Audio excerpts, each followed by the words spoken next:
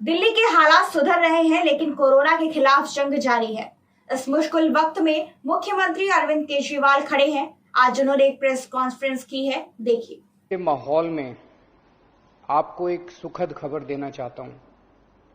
पिछले 24 घंटों में कोरोना के दिल्ली में 10,000 से कम केस आए हैं। पिछले 24 घंटों में लगभग 8,500 केस आए हैं दिल्ली में।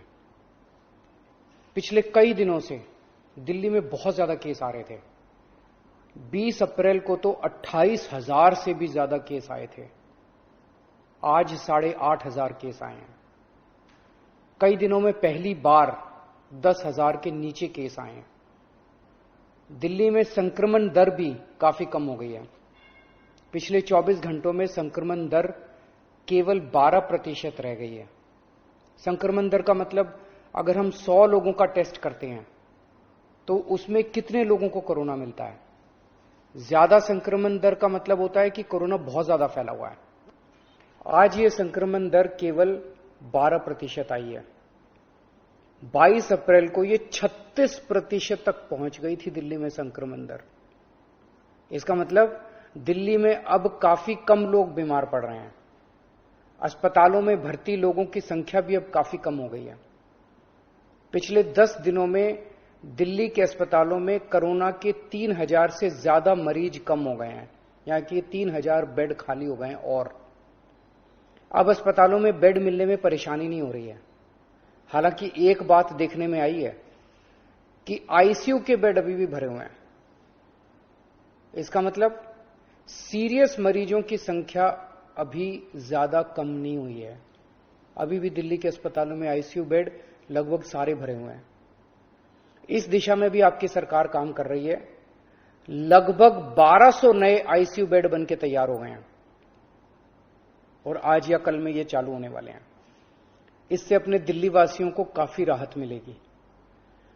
दिल्ली में जो केस कम हो रहे हैं, इसमें हर दिल्ली वासी का बहुत ज्यादा सहयोग रहा है।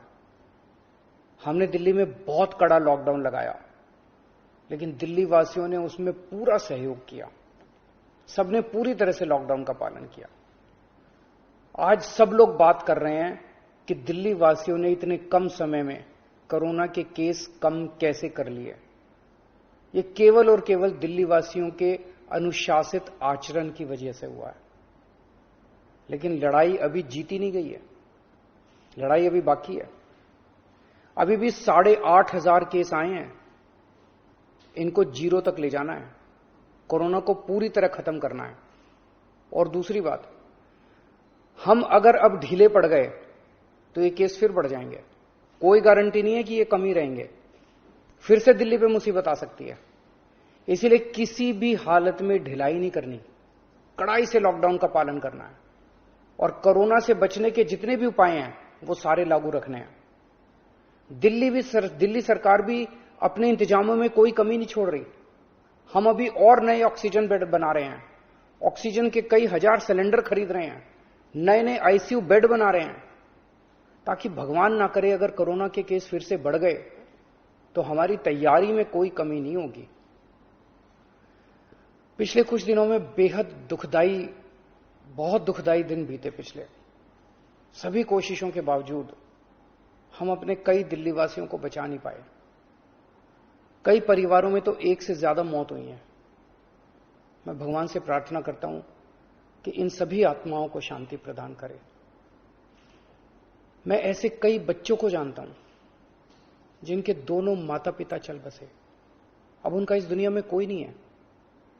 मैं ऐसे सभी बच्चों को कहना चाहता हूं कि उनके दुख को मैं समझता हूं, पर आप चिंता मत करना बच्चों। आप अपने आप को अनाथ मत समझना। मैं हूं ना।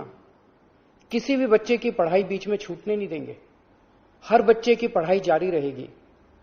हर बच्चे की पढ़ाई और उन बच्चों की परवरिश का खर्चा सरकार उठाएगी। ऐसे कई बुजुर्ग हैं जिनके जवान बच्चे थे, वो कमाते थे तब उनका घर चलता था। अब वो कमाने वाले बच्चे नहीं रहे। ऐसे सभी बुजुर्गों को मैं कहना चाहता हूं कि आपके बच्चे चले गए। इस बात का मुझे बेहद अफसोस है, लेकिन आप चिंता मत करना।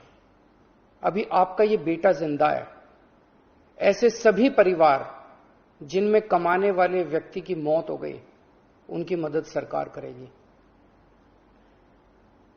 ऐसे परिवारों की हम आर्थिक मदद तो कर देंगे, पर ऐसे बच्चों को, बुजुर्गों को इस वक्त प्यार की जरूरत है, हमदर्दी की जरूरत है।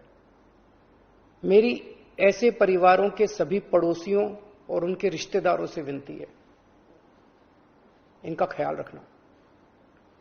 ऐसे परिवारों पे बहुत बड़ी मुसीबत आई है, इन्हें अपना प्यार और अपनी हमदर्दी देना। दिल्ली के 2 करोड़ लोग, हम सब एक परिवार हैं। इस दुख की घड़ी में हमें एक दूसरे की मदद करनी है। आज ईद का त्योहार है। ऊपर वाले से आपकी सेहत और आपकी खुशियों की प्रार्थना करता हूं। नमस्कार।